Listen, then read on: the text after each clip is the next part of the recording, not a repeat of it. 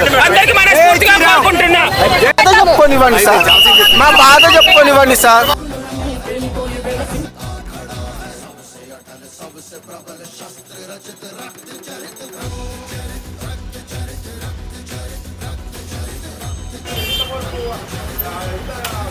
ఏ కట్టమైసమ్మ గుడి రోజుకి ఇక్కడ జనాలు విచ్చలవిడి ఉంటారు చూడండి.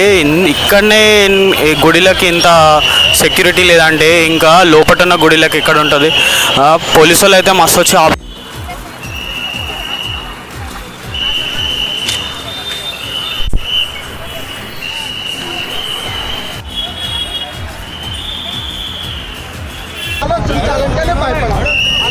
చెప్పుకోనివ్వండి సార్, మా బాధ చెప్పుకోనివ్వండి సార్.